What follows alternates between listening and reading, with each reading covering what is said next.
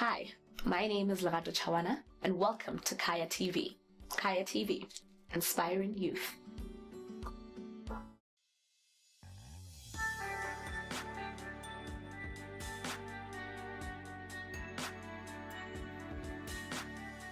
Hello and welcome back to the Khaya TV Wellness Show. Your host is Ntati Pagwe. Remember that on Khaya TV we discuss a host of issues ranging from mental, social, spiritual, physical, financial, even as you've seen from other shows that we've had during the week. Today on the show we have with us Limpho, who is Miss Impact 2025, and she's also founder of a upcoming NGO Eccentric Bloom. She's here to tell us what Eccentric Bloom is about and what Miss Impact was about. Limpho, welcome to the show. Thank you so much, Auntie. Thank you for having me. You're only 18 and you're Miss Impact. What sparked your interest for mental health? Why don't you want to cure cancer? Why don't you want to end world hunger? Yes. What sparked my passion for advocacy, I would say, is my own personal journey in mental health.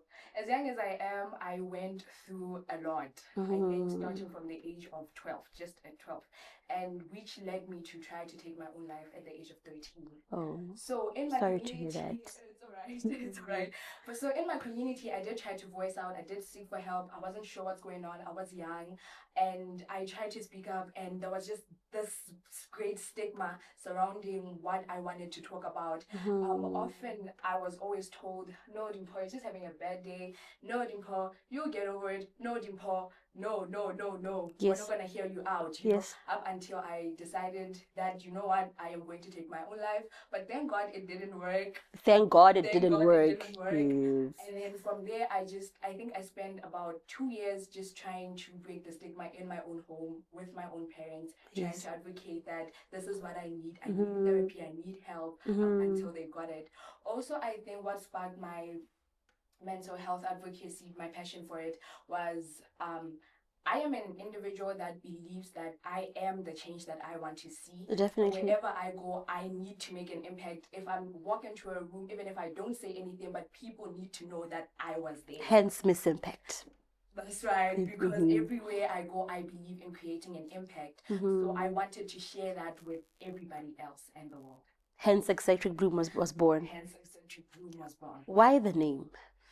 Why the name? Well, yes. This is an interesting. Why couldn't it be Buthoba Pilu or Khotso Pilung or something? Why particularly that name? So when you refer back to what eccentric means, it means being different. It means deviated from the norm.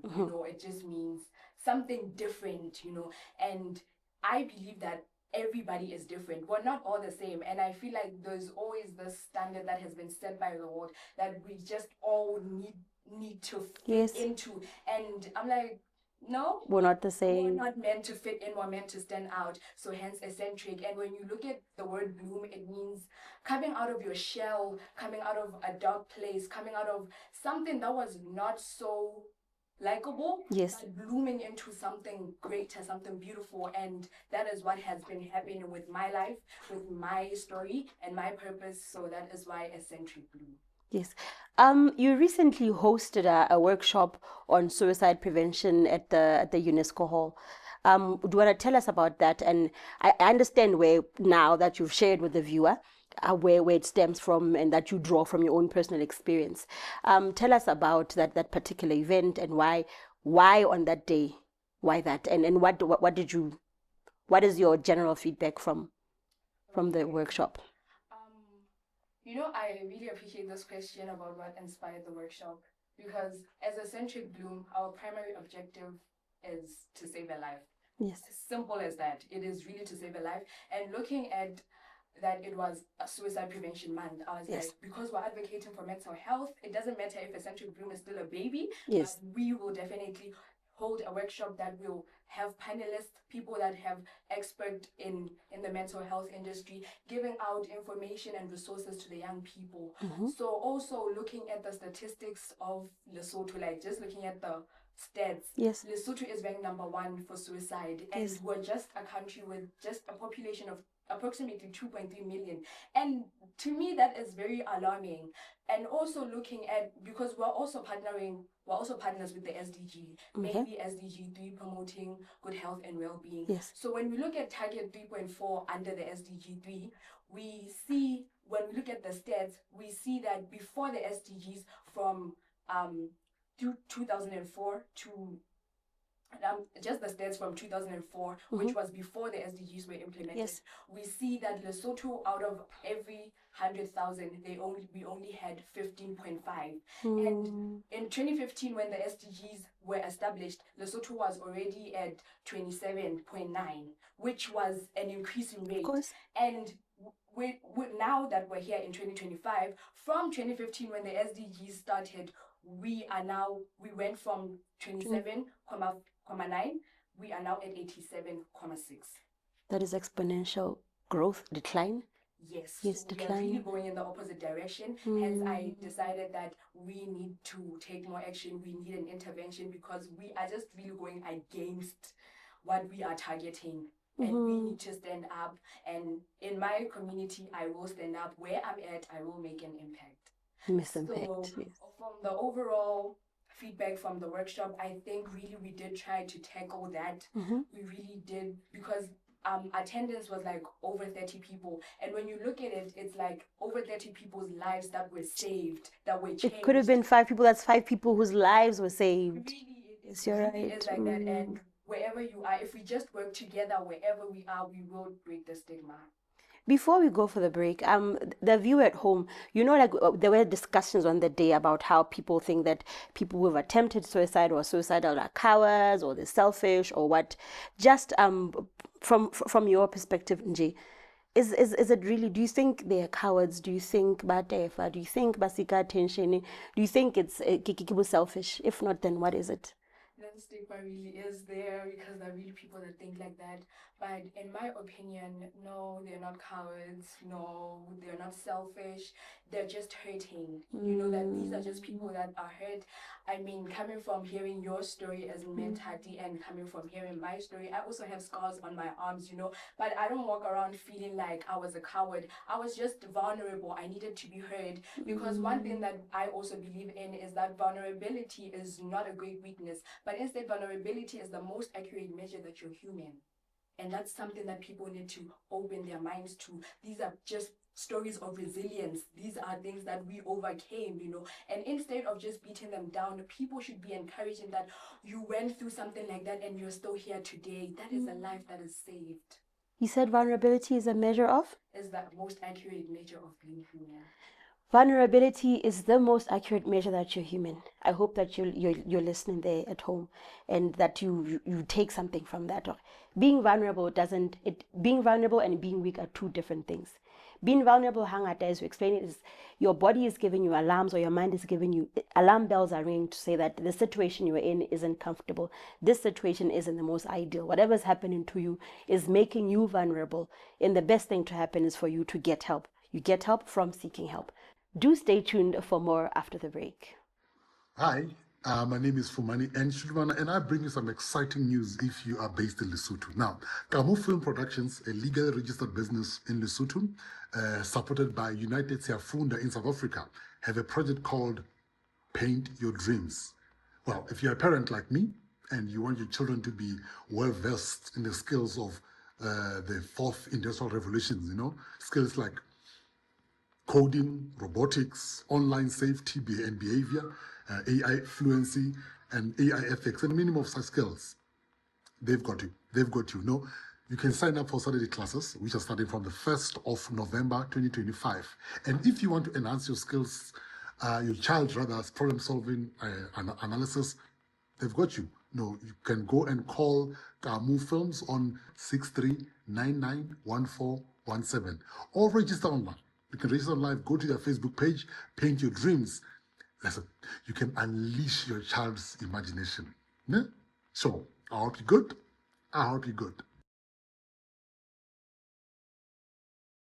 Hi, I'm Lerato Chawana, and I have great news on how you can transform your business without breaking the bank. Are you ready to take your brand to the next level? Khaya TV Plus has revolutionized TV advertising for small businesses. Get your message in front of millions across Facebook, YouTube, TikTok, and other major streaming TV platforms. Khaya TV, inspiring youth. Hello and welcome back to the Khaya TV Wellness Show. Remember that we have on the show today with us our Limpho from Eccentric Bloom, an avid youth that's been tackling mental health issues. Specifically, she started now with suicide. She shared the reason why she started her foundation and how she celebrated Suicide Prevention Day at the end of September at the hall at UNESCO. So now, Limpho, tell us, as adults and as bodies and civil society organizations and parents and all these other governmental bodies and what have you that you have in the country, we think we've got systems in place. We think we've got resources. We think that we have given you guys everything there is to tackle mental health issues like depression and anxiety, which therefore lead into bacha committing suicide. But then rebana bacha, they committing suicide on the daily, kapa they feeling suicidal. What exactly is the challenge? What are we doing wrong, and what challenges are you meeting? Do the youth know of these places? Do they know of these resources? Are they seeking for help? Are they getting help? What are we getting wrong? How can we help? What's the climate like down there? Well, speaking from a point of view of a young person, I would say the biggest challenge that we face, okay, it's not even that you guys are doing something wrong, but I just think the way and manner in which we look at things, we have so much access to information. Okay. We are aware, Okay. and now we are dealing with generation Yalona, which is our parents, right? Which is like the older people, which is, Yes.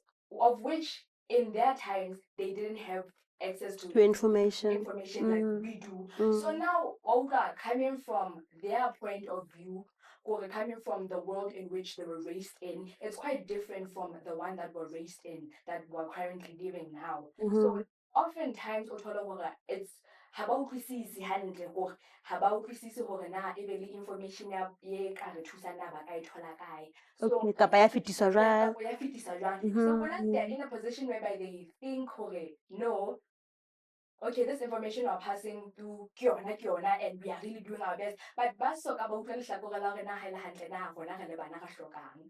So rona re le bana, because we are so aware, and re hloka hore le bona ba nke nako and have access to the same information that we have, so they know that the type of things that we are consuming, That you're being fed. so that we are on the same page. Because jwale bona ke ba le page 2 and bona se re le page 11. So obviously there's a gap. Okay. There's that gap. So if they could also just humble themselves and narrow themselves and just try to be in our shoes, okay, hi the whole situation, we have to deal it in a manner it as suita perspective yabacha. Like going back to what we said about suicidal attention seeking and everything. It's not even it's attention seeking. If you pay more attention to what they're going through, if you just be there, or if you are just present, because I think we are living in a generation where our parents are so busy. Judging from perspective, sometimes I don't even see my mom in the morning. You don't want to eat and it's like, she didn't even hear what happened during my day, or if I had this and this, because she's so tired. She's trying to create a life for me. Yes. Her neglecting me is what is pushing me to be in that situation. It will be accessing that information. So basically what you're saying is that we could, through platforms that you use to already discuss after now, because I'd like to know now what are you doing for advocacy to break the stigma. So what you're saying is there's information. We're not controlling the narrative. Someone is giving you the narrative, and it could be wrong, it could be right. Information, you're getting information somewhere, but it's not the same information. Yes. So you'd like for us to be able to have access to the information we have. Yes. And then is that what you're saying? Yes. Also, that type of access of information in the high places, don't just drop it Okay. and leave it at that and say, yes, the document you guys like bored. We need someone that is going to hold our hands, guide us every step of the way. Mental health it's a journey. It's not an overnight thing. It's a journey that can take years. And we just need to have that understanding. Chakama 2000 ematso muthu ma 2000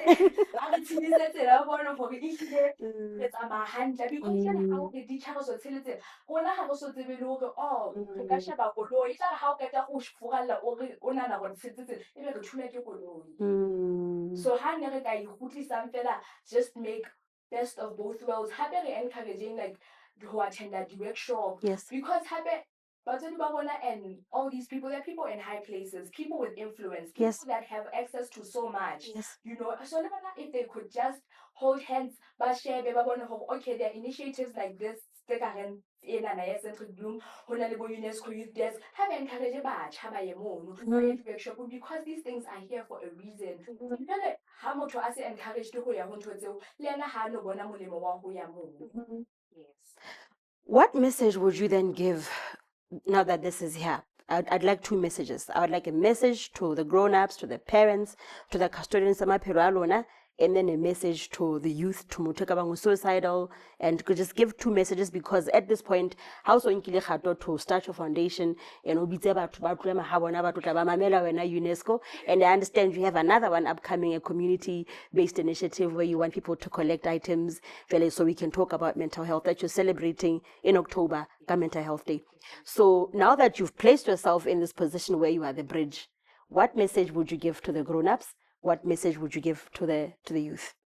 Okay, so my first message, which goes out to the parents and the older people and the older generation, is as Bacha, we really do appreciate your support. We see you, we recognize you, but would just like support in a manner that would be suitable to our narrative. Just putting yourself in our shoes and just narrowing yourself down to understanding what we go through. Taking time also, I think time is one thing that is important. Just taking time to get to understand how we think, why we act the way we do, because sometimes it is not in a manner of disrespect, but just a cry for help. Yes.